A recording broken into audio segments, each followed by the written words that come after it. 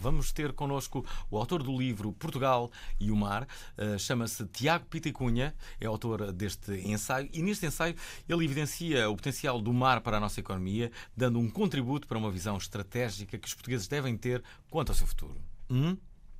É um bom tema para esta altura, por isso o melhor é juntarem-se a nós através do 825 33 33. Não, ainda não é esta linha. Vai ser através do 21 382 0056 ou do 21 382 0067. Excepcionalmente, durante esta semana serão estas as linhas que vos irão colocar em contacto com o convidado de hoje e também com a Prova Oral. Podem também enviar as vossas perguntas e as vossas opiniões para o Facebook oficial da Prova Oral ou ainda para o blog. O endereço é este: www.rtp.pt/Prova Oral. Sejam bem-vindos. Anda a loucura no ar, a maluqueira total. Tá na hora do país animar, tá na hora da prova oral. Quer dizer, a prova oral, man, a prova oral, meu, é uma cena, man, que a prova oral, meu, eu curto bué, meu, a prova oral, man. A prova oral é demais. O Pedro Brunhosa? Não é nada. Anda a loucura no ar, a maluqueira total. A prova oral é demais. Mas é demais o quê? Quer dizer, é demais. Isso são vocês que acham, quer dizer? Pá, não, meu fogo, eu gramo bué, meu, fogo, prova oral, man, foda, meu, é fixe, meu, a prova oral. A prova oral é demais. A Radiodifusão Portuguesa tem o prazer de apresentar... Alô? Prova Oral. Uma rubrica de Fernando Alvim. Alô? Todas as tardes aqui na sua Antena 3, um programa bem divertido para toda a família. Basta telefonar e conversar. É da Praça da Figueira? E? Dos Jardins do Lógico? Prova Oral. Um programa para gente nova. A vossa atenção, portanto, para o programa Prova Oral. Não é todos os dias que num programa se tem um especialista de mar com um nome tão nobre. Tiago Pita e Cunha é um nome que parece vindo da linha de Cascais, mas não só. Mais do que isso, tem uma enorme tradição em Direito, verdade. Eu estudei Direito durante vários anos, desisti porque não tirava boas notas. Por acaso não é verdade, eu nunca estudei Direito. Mas sei que há uma grande tradição na tua família, verdade? É verdade. É uma família de juristas, é uma família de professores de Direito e por isso eu também não deixei de estudar Direito. Se eu me meter numa encrenca, numa ilegalidade, eles podem ajudar-me? Eu acho que aí é melhor procurares um especialista sério, vou dizer, de Direito Criminal. Sou amigo do Pita e Cunha. Acho que era melhor procurares um advogado de Direito Criminal. É verdade. Olha, temos aqui a Xana que é especialista, ela sim, em Direito, não é, Xana? Direita e esquerda, às vezes também. É torto e a direito. A Xana Alves, que também se interessa muito por estes assuntos, assuntos de mar, e nós achamos que este assunto podia ser interessante debatermos na Prova Oral, porque o mar pode ser uma solução, de facto, o mar e a terra. Mas pronto, agora estamos com um especialista de mar. Por exemplo, posso fazer uma pergunta sobre isso? Claro. Que é, estou aqui para isso. Como é que Portugal é o país da Europa que consome mais delícias do mar? Sabias isto? Isso é dado estatístico ou acabaste de inventar? Não acabei nada de inventar. Isto é absolutamente verdade. Posso ter mentido todas as outras vezes, mas isto é verdade. Portugal é o maior consumidor de delícias do mar. Porque, bom, assim, Portugal é um dos maiores consumidores de peixe. Não sabia que era delícias do mar também. Também é. Mas somos... É uma espécie de peixe. Diz sempre que Portugal é, a seguir ao Japão e à Islândia, o maior consumidor de peixe. Ou seja, isso é verdade? Eu acho que se pensarmos em países como aqueles países pequeninos que estão lá no Pacífico, Tuvalu, Vanuatu, que não têm nada que se não seja mar à volta, eles de certeza que vão comer muito mais de peixe do que nós. Mas se calhar não estamos a pensar nesses países. Se estivermos a pensar se calhar em países mais industrializados, parece que Portugal de facto é um dos países que consome mais peixe. Qual é o Nós- peixe mais consumido em Portugal? Qual é? sardinha. Essa Sardinha e o resposta tem- bacalhau? Não, o bacalhau. É o bacalhau. Só. É que não há comparação Não entre há o bacalhau e a comparação? sardinha. O bacalhau, metade do peixe que nós comemos é bacalhau. Ou seja, bacalhau não é peixe. Bacalhau não é peixe, nem é carne. É bacalhau. É bacalhau. Até há outra casas coisa. que só servem bacalhau. Há casos que só serve bacalhau. Uma pessoa realmente pode comer bacalhau todos os dias da semana e não se fartar, porque as receitas podem mudar muitíssimo o peixe. Se for outro tipo de peixe, a pessoa acaba por não conseguir comer. As únicas canções populares com peixe mesmo a sério e ordinárias são com bacalhau. É verdade. De antes eram com a sardinha, mas agora passaram para o bacalhau. Isso é verdade. É o bacalhau. É sempre... Mas já agora, consome-se mais bacalhau aqui ou na Noruega? Não, cá nós. Mais do que na Noruega. Eles são os produtores e nós os consumidores. Então, mas os noruegueses não gostam de bacalhau? Gostam, mas também gostam muito de salmão e gostam muito de outras espécies, de arenque, ok. espécies que nós não comemos. Nós cá é realmente o bacalhau. Há aqui uma coisa que é absolutamente extraordinária, acho que os portugueses nunca pensaram bem nisso, que é, nós somos um povo tão bizarro, que há 500 anos que tem como proteína principal o bacalhau, que é pescado a mais de 3.000 km de distância. Portanto, Que isso é possível, não tem os sentido. irlandeses escolheram uma porque batata. somos caprichosos. Nós temos de ir lá mesmo ao fundo para buscar aquilo que é a Mas nossa podia ser proteína a tainha. principal. Podia ser a tainha, mas não é a Isso é- tainha, podia ser, porque era a mais Não, tainha podia é ser a um bicho feio. sardinha. Até e a sardinha? A sardinha também é um peixe, mas a sardinha Não é um tão peixe. versátil, A sardinha se calhar. é um peixe migrador, é uma palavra um pouco difícil, se calhar, pelágico, que vem cá uma vez por ano, vem no verão, por isso é que nós comemos A sardinha no sardinha de verão. onde, então? A sardinha passeia-se por todo o mundo, passeia-se por todo o Oceano Atlântico. A sardinha, Essa quando agora. passa aqui a partir de junho e nós Eu comemos pensei que a sardinha até era lá comemos nossa. uma Eu congelada. pensei que a sardinha era nossa. Não, a E também é mais sardinha gorda, passa em sabes? Portugal. Não convém. Isso é muito curioso. Então nós não temos um peixe quase só nosso, que seja. Não, vais cá ver, eu não pensei que a sardinha fosse nossa, mas pensei que a sardinha era o nosso peixe de eleição e que depois ia visitar outros países, numa cena turística. Podemos pensar assim, acho que sim. Se calhar ela tem um passaporte português. Não, parece que não, tu agora disseste Então, mas nós não temos um peixe que seja.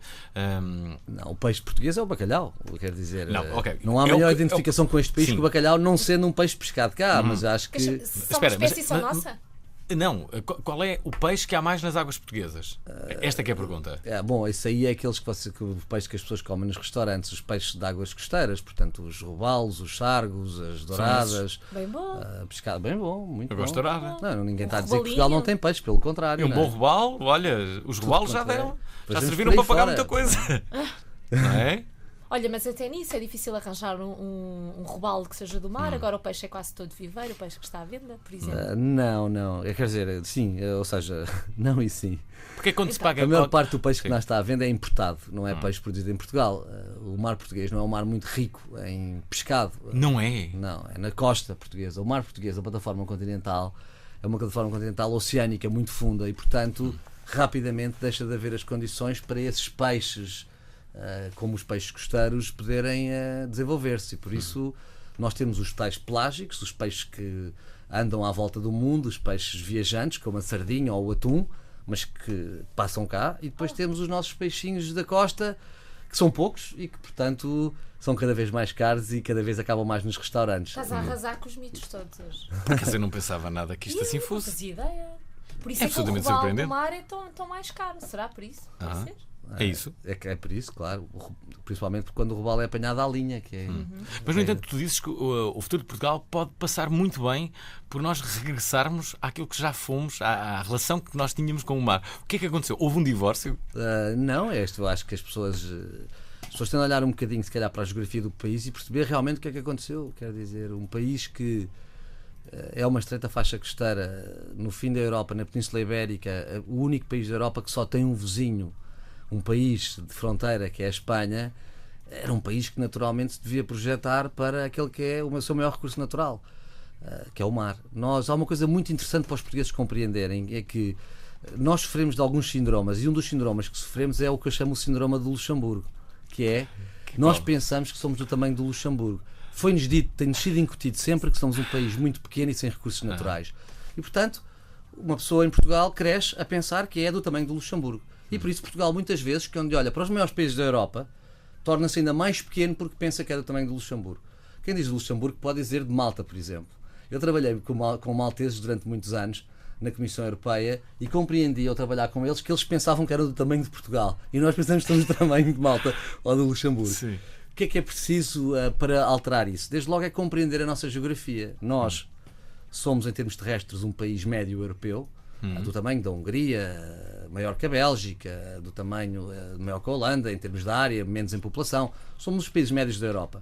Somos, em termos de mundiais, o 110º país das Nações Unidas em termos terrestres. Mas se olharmos para o mar, temos não apenas a maior zona económica exclusiva da Europa, e é difícil que as pessoas perceberem o que isto é que uma área que pertence a Portugal, como se contarmos com a nossa plataforma continental, que é outra área importante e que pode pertencer a Portugal em termos dos recursos naturais, portanto, do dinheiro que essa área pode produzir, nós poderemos ser um dos 10 países maiores do mundo. Quem é que tem a maior costa do mundo? Difícil de dizer. Para ter uma ideia assim das costas, os Estados Unidos têm a maior zona económica exclusiva do mundo. Mas a Europa tem uma costa maior que a dos Estados Unidos, porque a Europa, no fundo, são muitas penínsulas rodeadas de ilhas e, portanto, na Europa, por exemplo, a Noruega com os fiordes tem uma costa que é absolutamente gigantesca. E Portugal tem uma costa muito maior do que aquela que se pensa, se contarmos de facto com os nossos arquipélagos também. Bom, mas não só, agora fala-se muito também não só desta perspectiva deste setor económico da pesca, mas também da parte turística, por exemplo, do surf, de termos excelentes qualidades para ter praias dedicadas à prática do surf. Mas não era aí que estavas a pensar, é isso? Não era aí ainda. Sim, ou seja, o surf, sem dúvida nenhuma, pode ser uma ótima atividade para desenvolver o turismo marítimo em Portugal. A vela, por exemplo. Mas eu estava a pensar há pouco. Sim, sem dúvida. E o turismo marítimo é uma área importante. Nós temos turismo costeiro. Se quiserem ir um pouco para aí, também para dar um bocadinho a ideia às pessoas, nós temos turismo costeiro muitíssimo. Ou seja, hotéis e restaurantes junto à costa que as pessoas procuram por estar próximo do mar. E com isso, o que é que nós vendemos? Nós vendemos camas e pratos.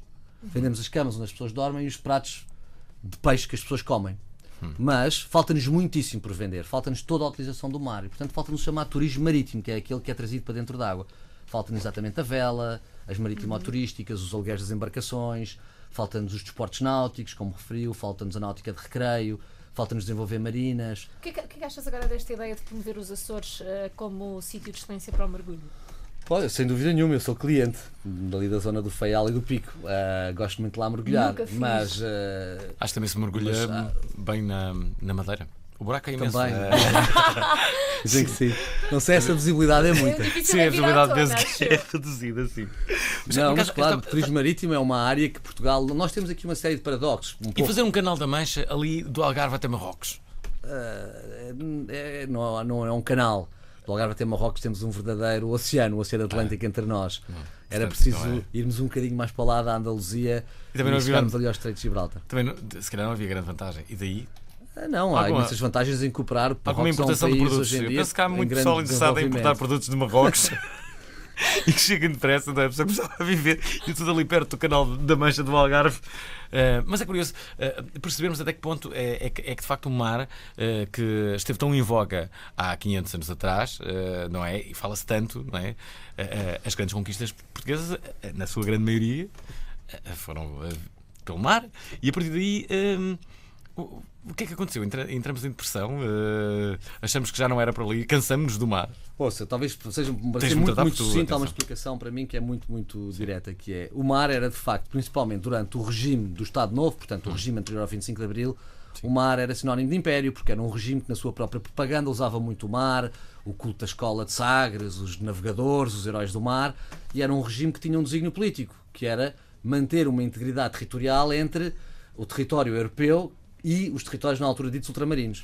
Quando há uma revolução que muda todo esse desígnio político e que é feita, no fundo, por anti-imperialistas, se o mar é sinónimo de império, o mar passa a ser sinónimo de passado para quem faz a revolução. Sim. E essa parte foi muito importante. Essa parte política teve um enorme peso, juntamente com outras partes. O mar também, não posso dizer que muitas das indústrias do mar fossem indústrias de grande desenvolvimento económico, muitas delas eram indústrias de subsistência. Houve também uma grande ruptura nos padrões, quer de consumo, quer de produção. Ninguém mais quis ir para as pescas, ninguém mais quis continuar na marinha mercante.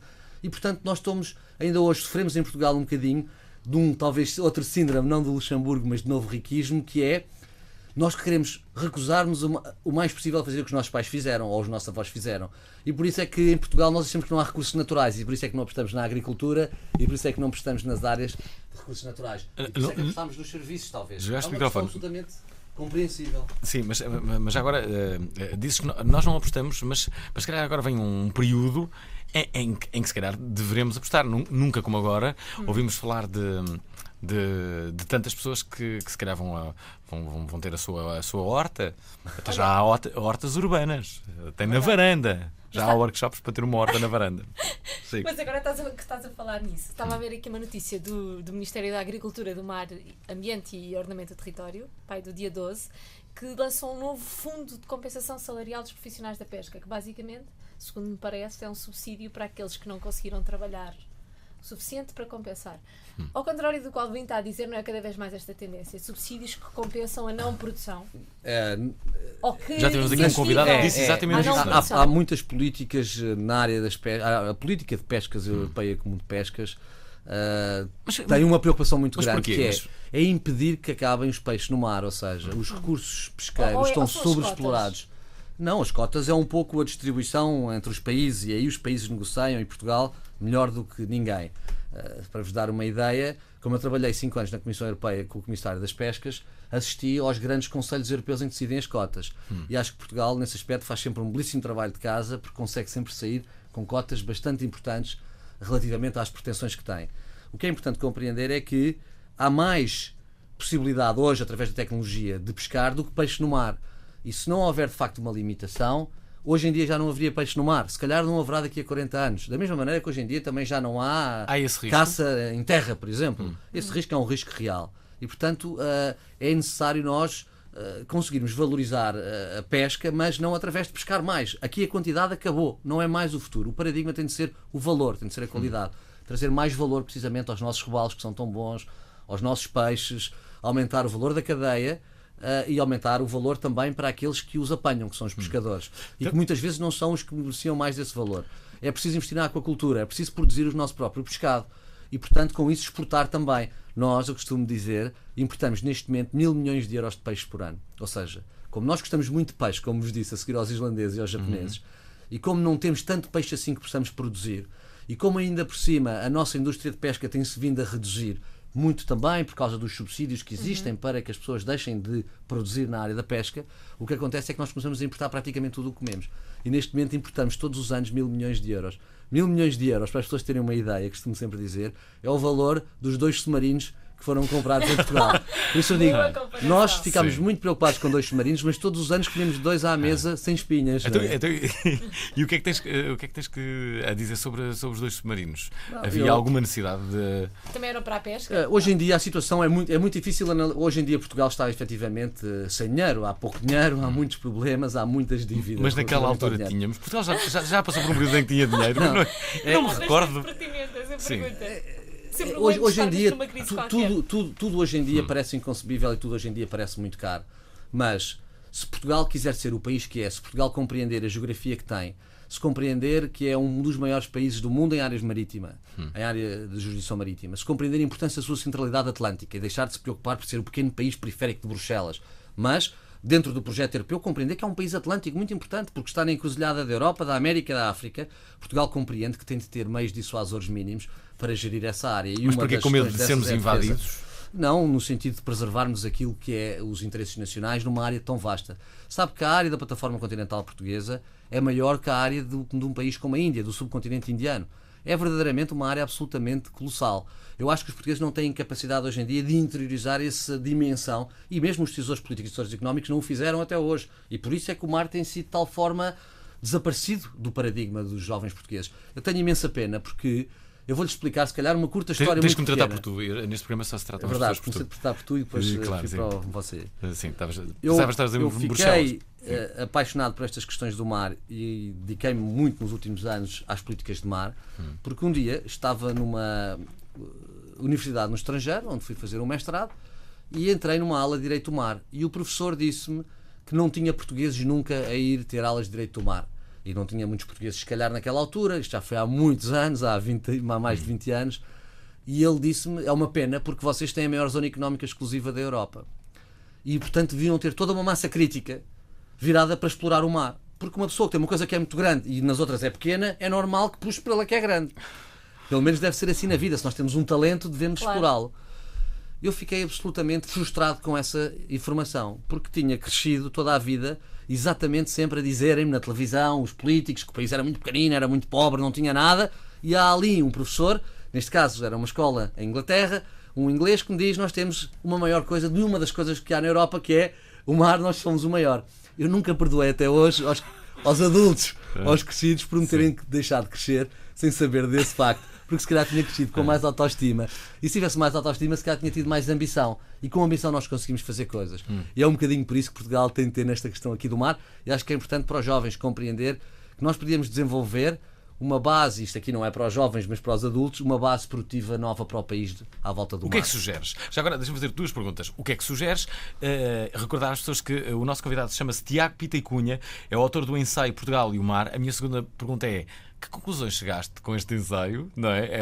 É uma dupla pergunta. E a terceira, já agora, é dizer a todos aqueles que estão a ouvir esta emissão, e a quem o assunto eventualmente pode interessar, para o fazerem através do nosso novo sistema durante esta semana, enquanto a Ana Félix está com uma conjuntivite. Quem terá pegado a conjuntivite?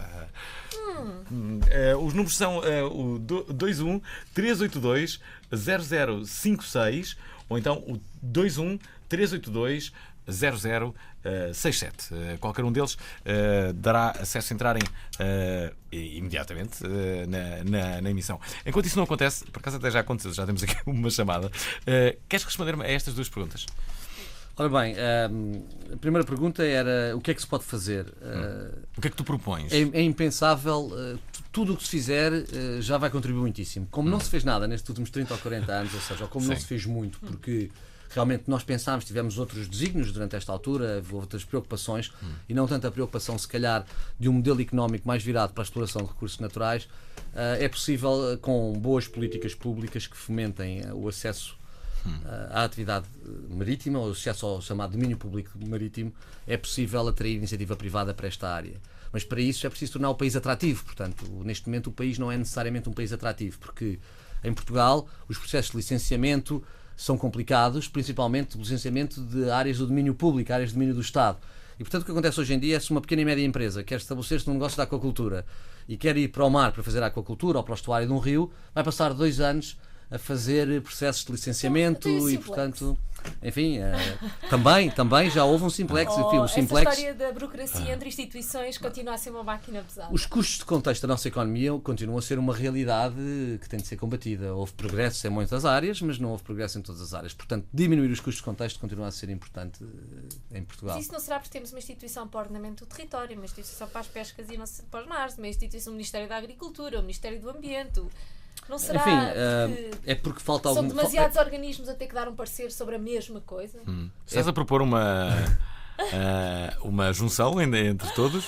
Não, estou a dizer que, por exemplo, mas por que não uma junção entre todos? Por exemplo, para conseguires um licenciamento muitas vezes de um determinado projeto ou de uma determinada empresa, tens de pedir um parecer a muitíssimas instituições sobre coisas praticamente semelhantes. Porque não... é difícil.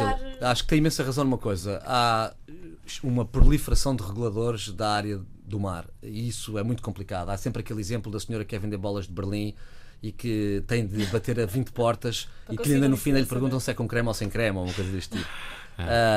É um facto... Primeiro vem para trás a licença, depois tens que pedir para reavaliar, para depois esperar mais, não sei quantos meses. Há muitíssimas entidades, de facto, e isso é um problema, e tem sido um problema aqui, é um dos custos de contexto da economia do mar. É claro que se tem feito algumas coisas.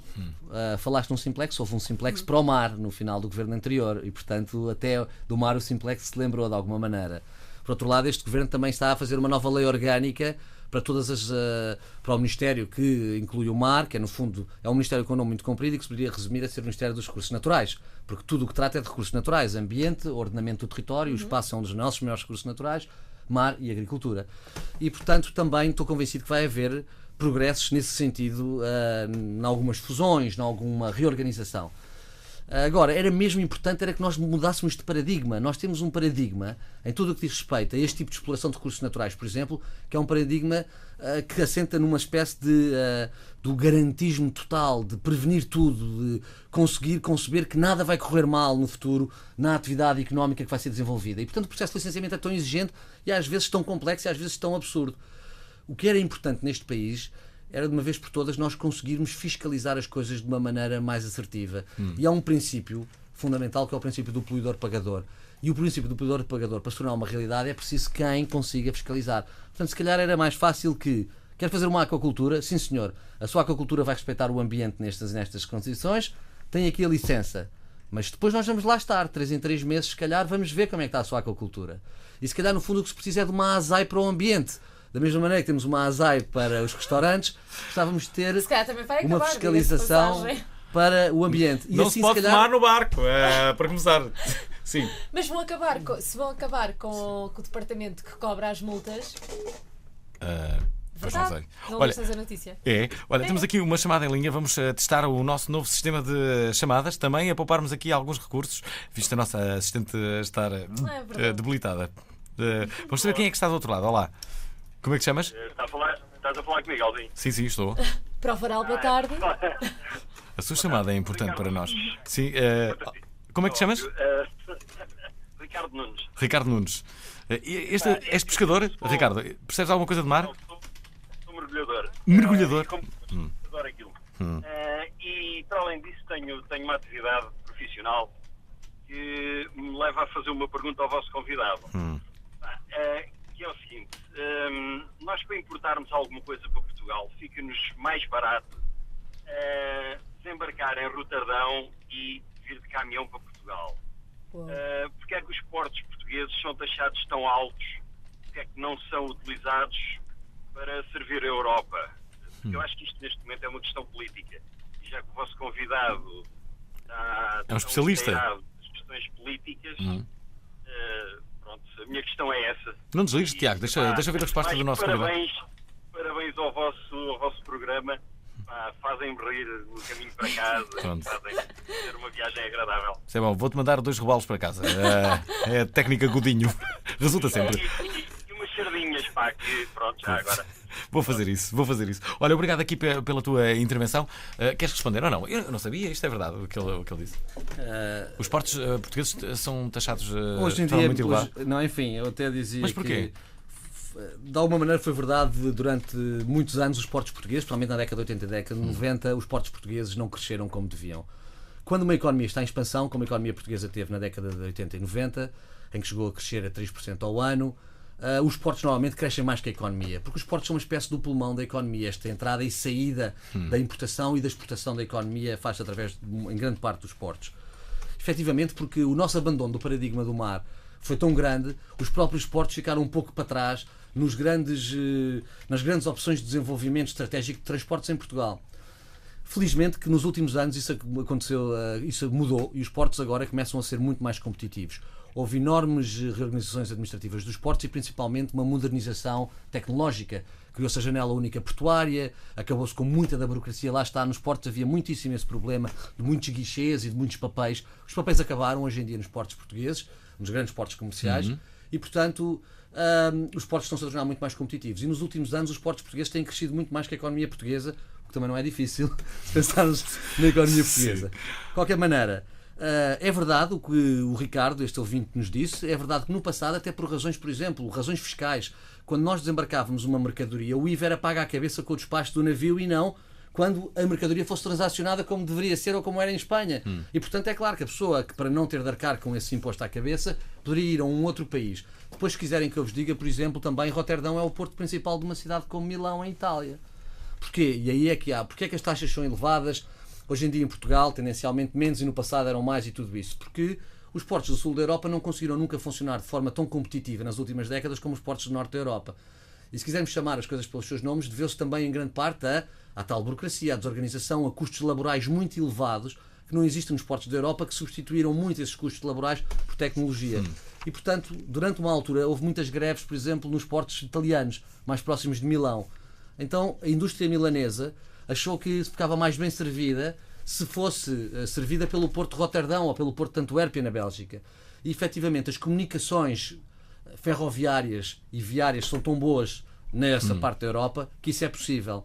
Neste momento há uma coisa que me parece absolutamente marcante, eu diria quase histórica, que é a preocupação que este governo está a ter com ter uma ferrovia que nos liga à Europa na modalidade também de mercadorias. Ou seja, em vez de pensarmos apenas no transporte de passageiros, pela primeira vez este governo fez uma proposta à Espanha numa linha de velocidade, não de alta velocidade, mas de uma velocidade alta, que transporte não pessoas apenas, mas pessoas e mercadorias. É muito importante isso para fazer com que Portugal possa beneficiar dessa sua centralidade atlântica, porque se nós conseguirmos ligar os nossos portos ao interior da Península Ibérica, estamos a conseguir atrair grandes linhas de transportadores marítimos e a fazer os nossos portos realmente tornarem-se hubs europeus. É isto que está a acontecer em Sines hoje em dia, e daí o desenvolvimento de Sines. Portanto, há boas notícias na área da economia do mar, e uma delas é que aquela situação que o ouvinte nos disse é uma situação que era mais verdade no passado, que é hoje, felizmente. Já alguma vez pertenceste a algum governo? Não pertencia a nenhum governo, no sentido em que nunca fiz parte de nenhum gabinete, de nenhum governo.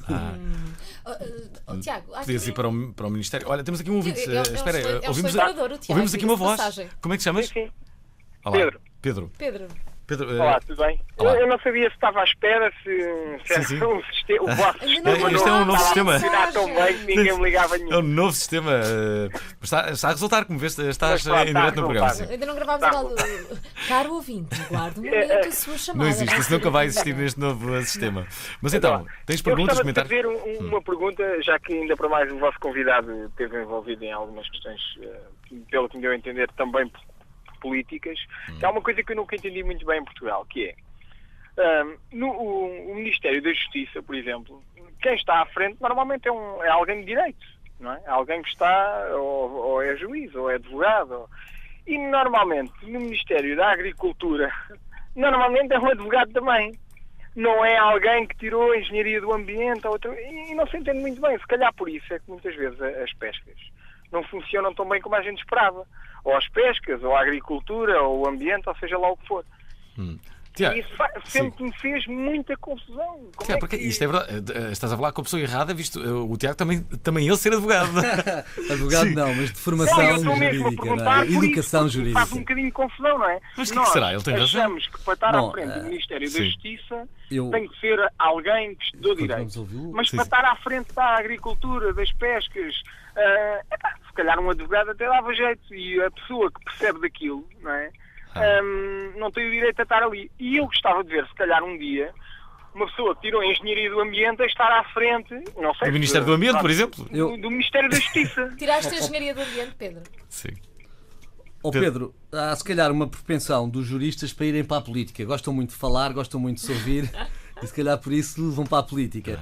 Mas por acaso aqui está-se a dar agora em Portugal uma situação que é bastante interessante, que é o secretário de Estado do Mar é um dos maiores oceanógrafos portugueses. É o professor Manuel Pinto de Abreu. E portanto temos aqui um caso de alguém que sabe muitíssimo desta matéria. Foi o homem que foi responsável pela delimitação da plataforma continental portuguesa, que é este trabalho que ainda muita gente não sabe o que é, mas que vai ficar um marco para as próximas gerações.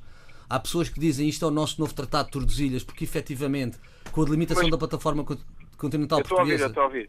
Mas por incrível que pareça é aquele que 11 milhões dos portugueses se calhar não conhecem. Pronto, mas isso é um bocadinho pelas, se calhar, as preferências. Nós, em Portugal, vivemos muito focados, se calhar, no dia-a-dia, na emergência do amanhã, e, portanto, se calhar... Tem a ver com o mediatismo também de algumas pessoas no governo. Geralmente, o Ministro das Finanças, o Ministro da Economia, a Ministra da Justiça têm sempre outro destaque nos meios de comunicação social. E nesta altura entende-se que assim seja, que o Ministro das Finanças tenha mais mediatismo do que qualquer outro Ministro. Sim. Mas não há dúvida que o país tem de pensar o que é ele é verdadeiramente, e não aquilo que nós achamos que é, e aquilo que nos disseram que era. Aquilo que nos disseram que era é que éramos um país pequeno e sem recursos naturais. Isso não é verdade, isso é mentira.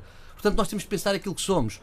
E, portanto, eu gosto muito de dizer que o espaço também é um recurso natural, porque eu vivi num país, que é a Bélgica, que é um país mais pequeno que o Alentejo, que tem 10 milhões de habitantes, que tem, julgo que não sei se 8, se 10 centrais nucleares, que tem grupos de indústria pesada, química e gigantesca, que tem uma agricultura que vale muitas vezes o valor da agricultura portuguesa, e fazem tudo isso numa área que é mais pequena que o Alentejo. Isso se chama rentabilizar.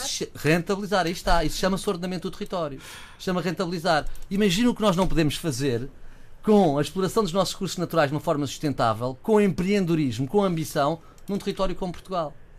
Sim, eu imagino isso, porque em Portugal, é outra coisa que eu não entendo, nós importamos eletricidade e não temos, por exemplo, nenhuma estação de energia oceânica. E faz-me um bocado de confusão com tanto mar que nós temos e vamos a outros países e temos eólicas até no mar, em todo o lado. Claro que nós temos aqui um mar mais profundo e é difícil estar a criar muitas estruturas. Não, mas, Pedro, você... dentro da...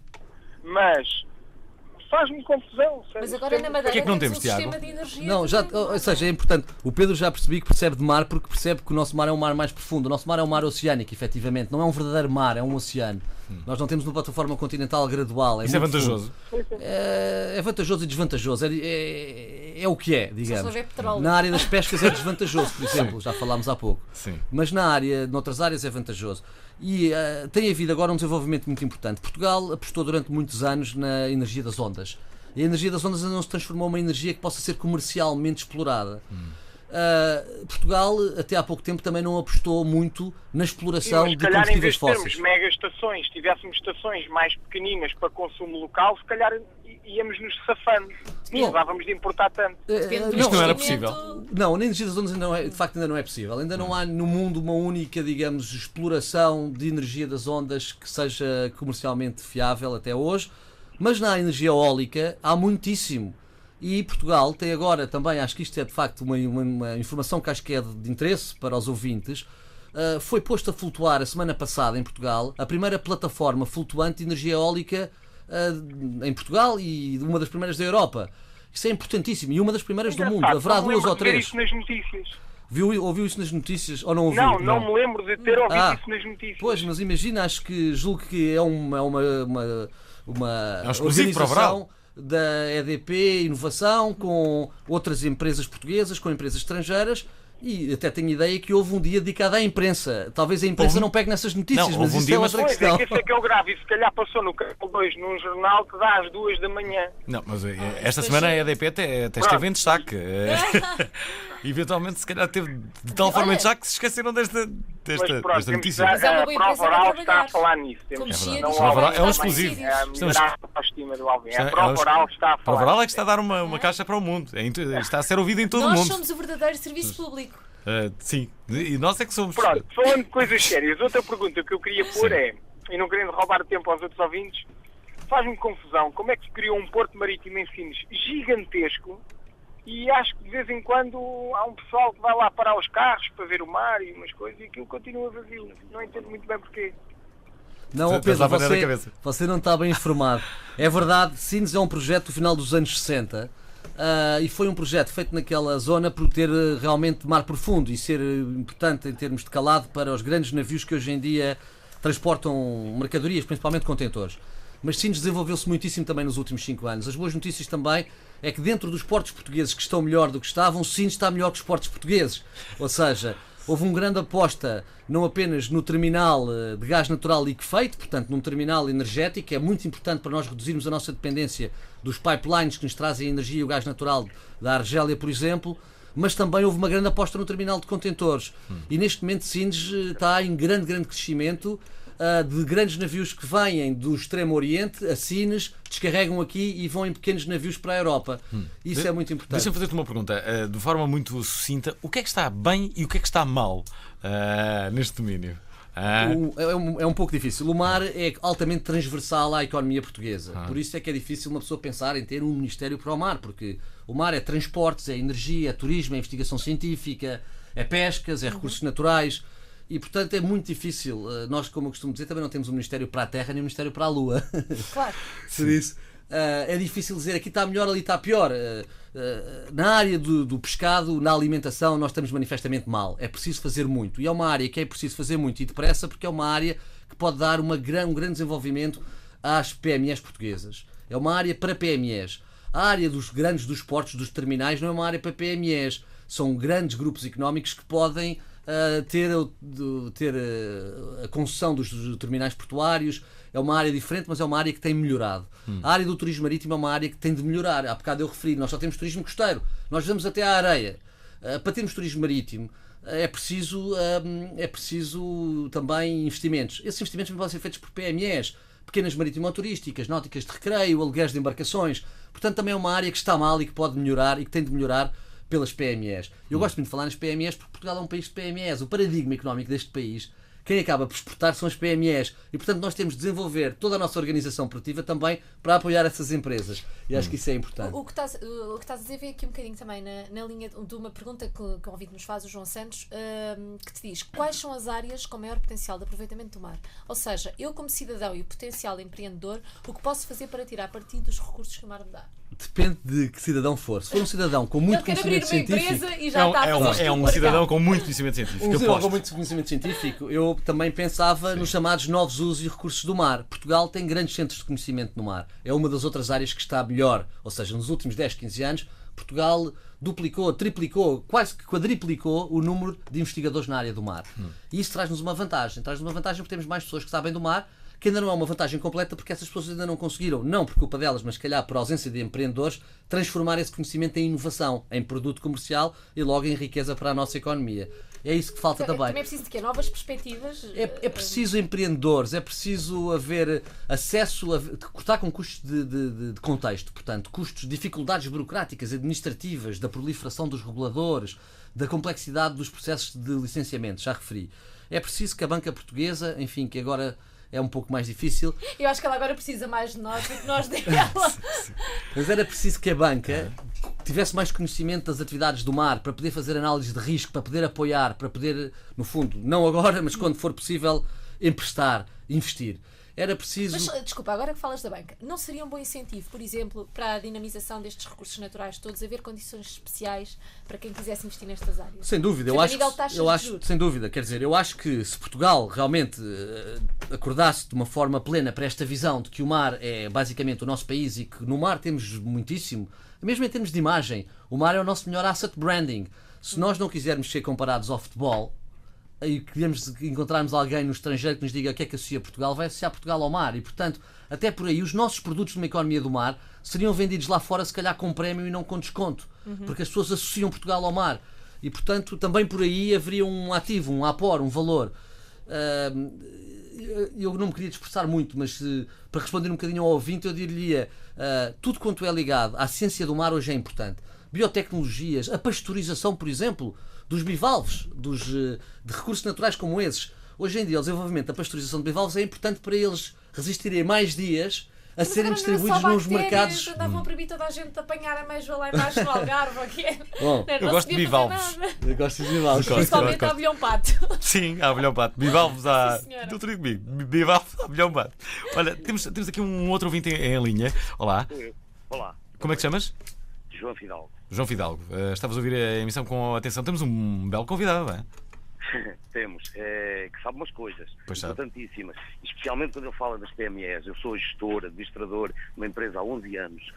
Eu desafiava os nossos ex-políticos, os responsáveis, porque fala-se muito na crise na Europa, mas o problema não é só esse. É que na carreira dizia assim, e toda a gente sabe quem são os responsáveis, só que isto está assim, e está porque está por má gestão. Eu tenho uma empresa há 11 anos pequenina, que tem sempre vindo a crescer, com muita inquietação, com muito dinheiro na rua, porque ninguém nos paga, recebimentos a 9 meses, eu vendo aquilo que compro. Ele fala na agricultura, nas pescas, o tamanho da Bélgica e do Luxemburgo. Quem somos nós? O que é que andamos aqui a fazer? Qual é o nosso caminho? Fala-se tudo, quem são os responsáveis? Onde é que está o dinheiro que desapareceu?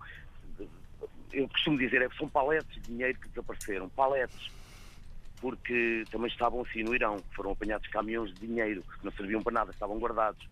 O dinheiro existe. Achas que existe? A sério? Mas isso é uma boa novidade. Existe e até há quem saiba onde ele está. Onde é que ele está? Guardado em adegas. Em adegas? Em garagens. Tu não me digas uma coisa. Queres ver que você baixa duas da emissão? Alvin, isto existe. A dona de Aveiro, eu sei o que estou a dizer. Há paletes de dinheiro guardadas. Eu estou no Lidl neste momento, acabei o meu trabalho, cheguei à empresa às 8 horas, já são. Há dinheiro no Lidl? Normalmente é às 8. Consegui vir ao Lidl, são 2 km. Normalmente eu ia ao Continente, agora venho ao Lidl. Tenho uma empresa, nunca deu prejuízo em 11 anos. Eu sei do que estou a falar. Mas tu achas que esconderam dinheiro, é isso? O Porto Setúbal fui eu que o iniciei, o chão que lá está feito, aquele chão todo, em Pavê, fui eu que o comecei, a primeira pedra. E se calhar está forradinha, notas lá embaixo. Não está não. Está em areia. Sim. Tem areia, uma base, uma parte tem solo a cimento, quem é da construção sabe. Eu ajudei toda aquela plataforma em Sines, que servia para o carvão e continua a servir. É tudo muito bonito. Chegam lá navios onde carros são fabricados em alto mar para fugir a impostos. Não há só fábricas de automóveis em terra, há no mar. Em pleno mar são construídos automóveis, são descarregados ali, são distribuídos pela Europa. Isso, ok. O Alentejo, porquê que mandaram abaixo os sobreiros todos? Nós podíamos viver só da cortiça, por exemplo. É muito triste. Somos um país tão triste, tão anafado, tão idiota. Mas somos boa gente, em todo o mundo. Eu corro o mundo inteiro, posso fazer porque tenho que ir em trabalho e tenho ido a muito lado. É um facto, nós somos conhecidos pelo mar, mas o mar está esquecido. É isso que estamos a tratar de recuperar nesta emissão. Temos um outro ouvinte que está em linha. Olá, como é que te chamas? O ouvinte? Estou? Sim, olá. Olá, boa noite. Boa noite. É totalmente diferente de atendermos assim os ouvintes, não é? Nós ainda sabemos que é quando nós estão a falar. Eu adorava um bocadinho assim, todo, onde é que fala? Tipo aqueles programas da manhã quando ligam para acertar na pergunta dos 100 mil euros. Então, quem é que fala? Então, mas diz-me o teu nome? O meu nome é Daniel. Daniel, estás a falar de onde? Eu estou a falar de Carcavelos. Sim, Daniel. Eu gostaria de felicitar o convidado, o Tiago Pitei Cunha, e também a vossa iniciativa.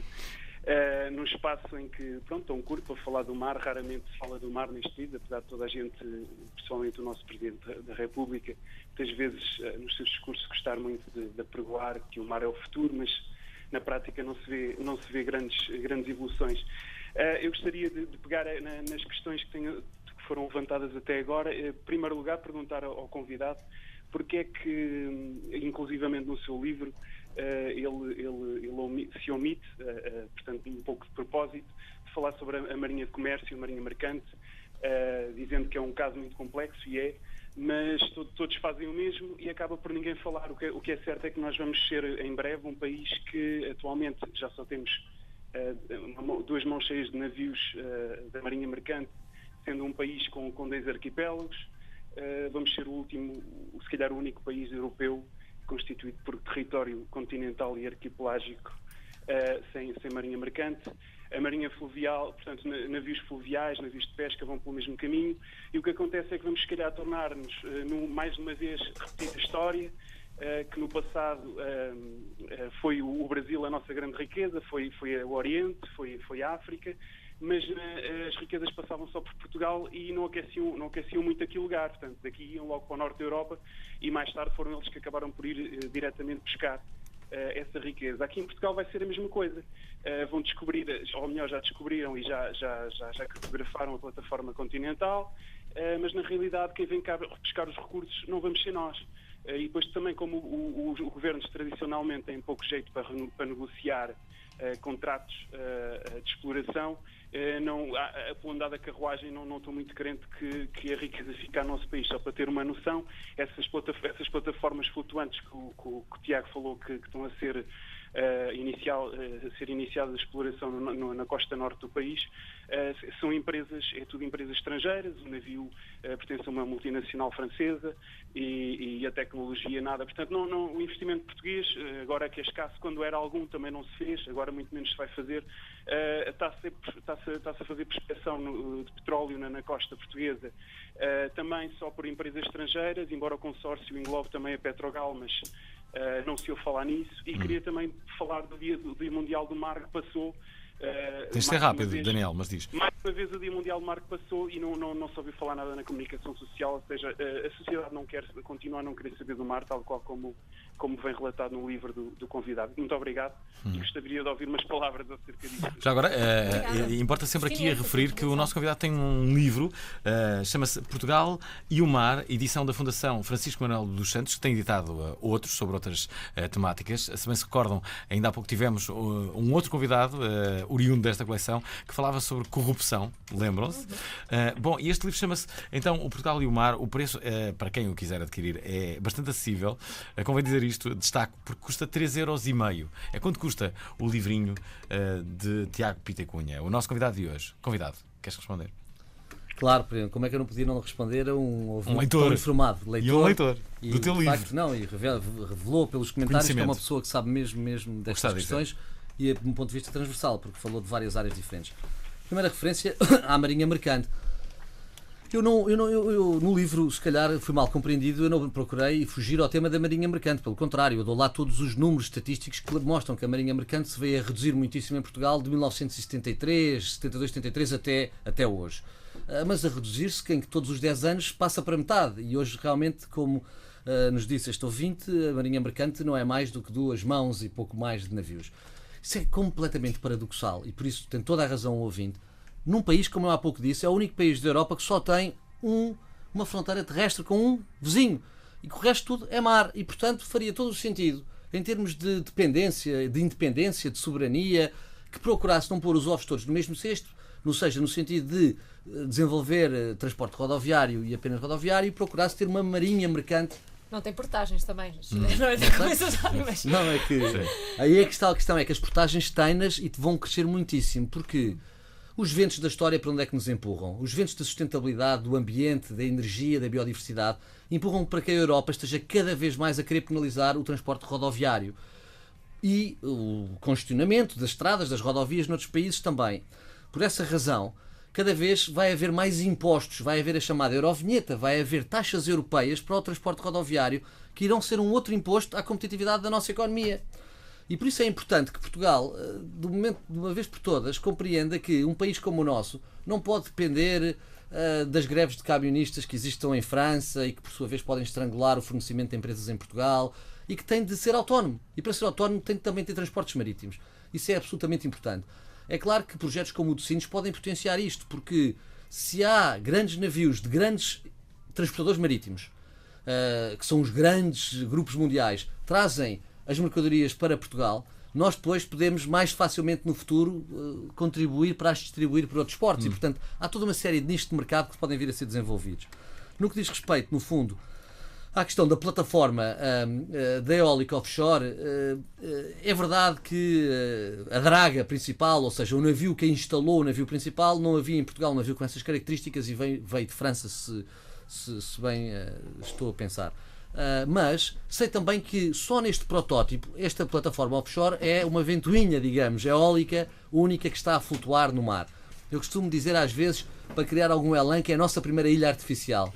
De outra maneira, eu sei que mais de 60 empresas portuguesas foram utilizadas na construção deste protótipo. E ele foi produzido e montado em Portugal. Foi produzido por uma empresa metalomecânica chamada A. Silva Matos. Foi montado numa empresa de construção naval portuguesa. Ou seja, apesar de tudo, há muito mais aqui neste projeto do que houve no passado, no que diz respeito, por exemplo, às instalações eólicas chamadas onshore, em terra.